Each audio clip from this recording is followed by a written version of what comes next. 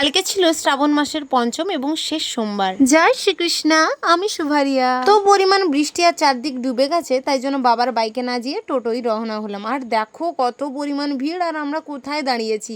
আর ইতিমধ্যেই আমরা যেগুলো লাগবে বাজার করে নিয়েছি। বৃষ্টি হচ্ছে, তার উপরে একটা ছাতা, আমি আর মা ওর মধ্যেই দাঁড়িয়ে গেছি। আর বৃষ্টির জন্য 1 ঘন্টার মধ্যে এত পরিমাণ ভিড় হবে সেটা বোঝাই যায়নি। সেই কোথায় ছিলাম, এখন এসেছি বাবার মন্দিরের গেটের কাছে, প্রায় পৌঁছে গেছি। তাই জন্য পঞ্চামৃত তৈরি করে নিয়েছি। শ্রাবণ মাসের প্রত্যেকটা সোমবার যে বাবার কাছে আসতে পেরে আমার কাছে কতটা প্রাপ্তির বলে বোঝানো যাবে না। আর দেখো চারিদিকেই ভক্তের সমাগম।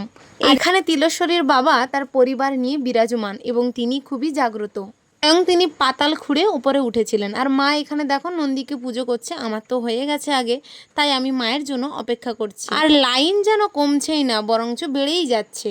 পুজো শেষ, এবার বাড়ি যাওয়ার পালা। মা ওই যে আসছে, আর আমি ছাতা নিয়ে অপেক্ষা করছি।